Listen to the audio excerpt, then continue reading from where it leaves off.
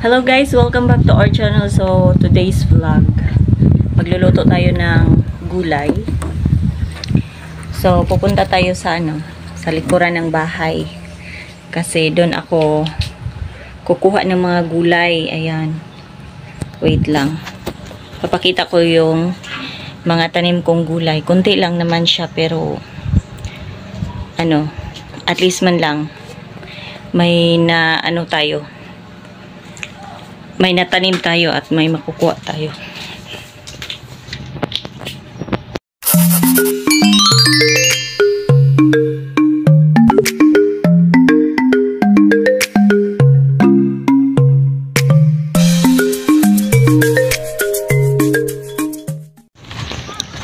So ito guys, dito yung mga tanim kong gulay.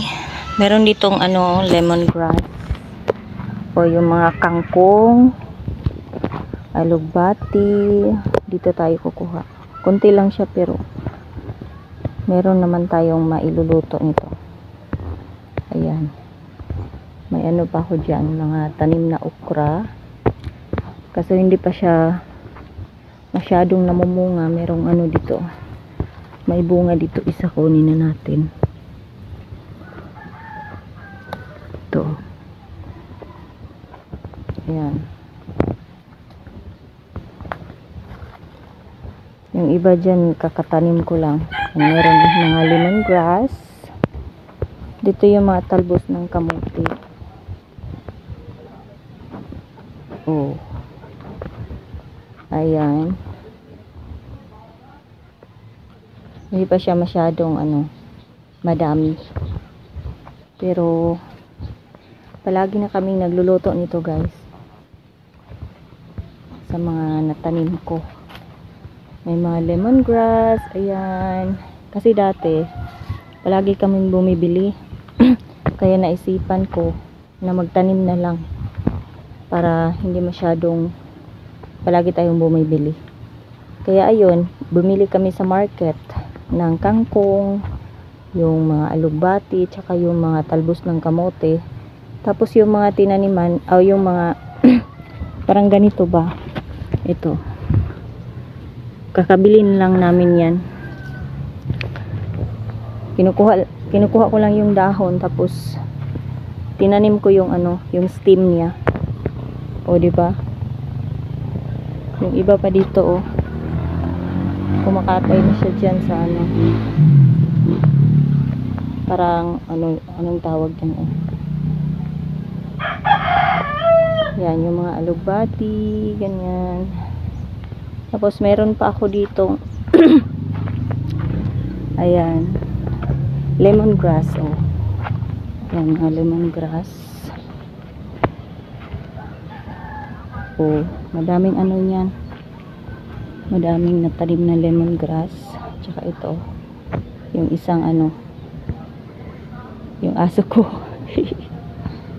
Diba? Hindi na kami bibili. Healthy sila lahat.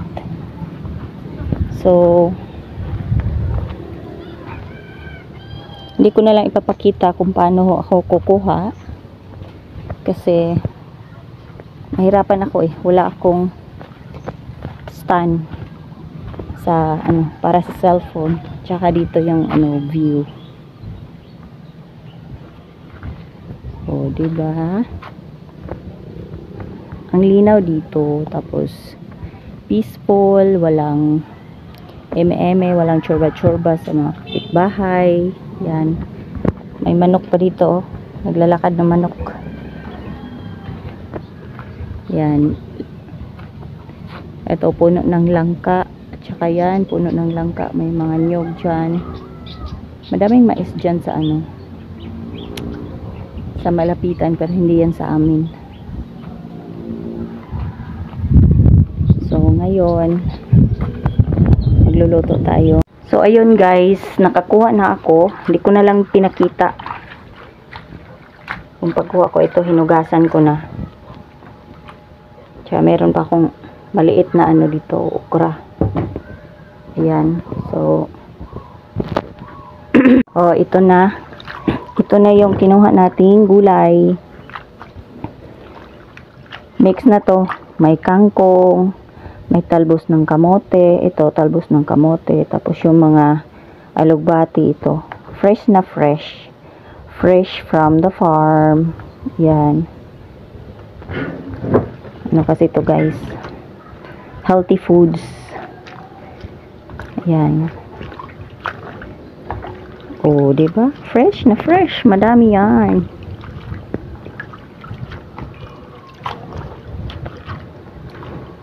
Hinugasan ko siya ng maigi kasi meron siyang umuulan kasi last night.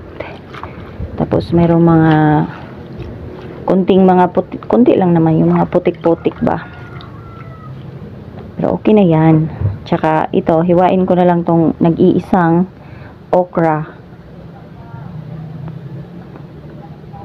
Nung nagluluto din kami ng gulay, meron din naman mga nakuha naming okra. Kaya niluto na namin at saka ito na lang yung nakuha ko ngayon. Mga maliliit pa kasi yung okra ko guys. Hindi pa siya lumalaki. Kasi alam nyo, yung mga kambing ng kapitbahay, yung mga baby na kambing ba, pumunta sa garden ko, yun, kinain yung mga iba kong mga tanim, yung okra. Buti nga yung ibang puno ng okra nagkabunga pa siya, pero yung iba hindi na talaga nagkabunga. Kaya ayun, so ngayon magluluto na ako. So ayun guys, mag-start na ako magluto. Maglagay na ako ng mantika.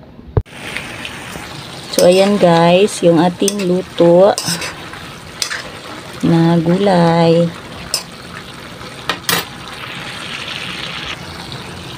Lagyan natin ng patis. Ay! Yan.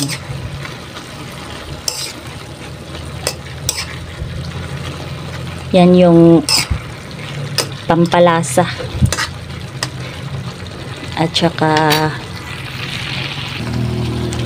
lagyan din natin ng konting oyster sauce. Ayan. Pag nagluluto kasi ako ng gulay, nilalagyan ko talaga ng oyster sauce kasi yun yung magdadala ng masarap, pampasarap na lasa. Okay. At lagyan natin ng seasonings. Yung magic ba.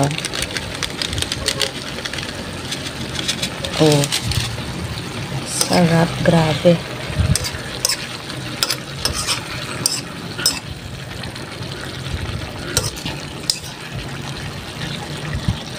Okay. So, pakuluan ko lang siya ng konti.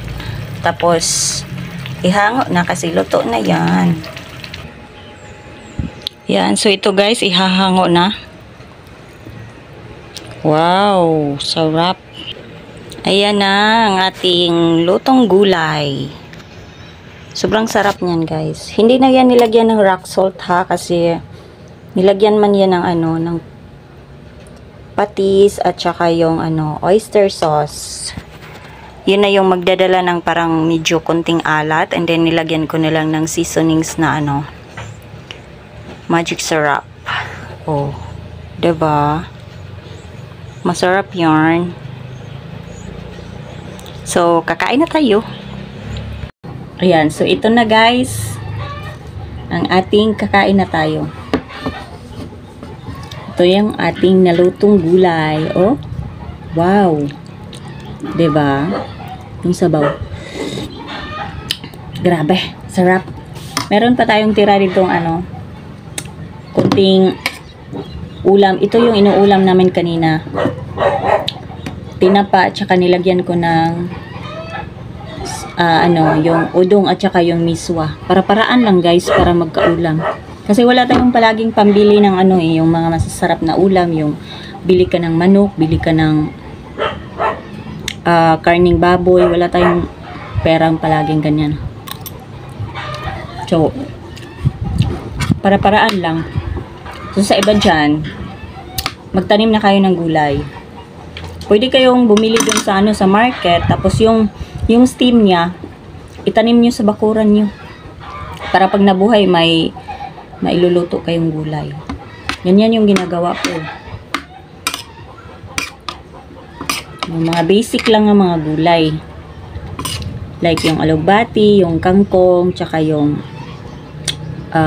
talbos ng kamote. Ito, ulam na siya.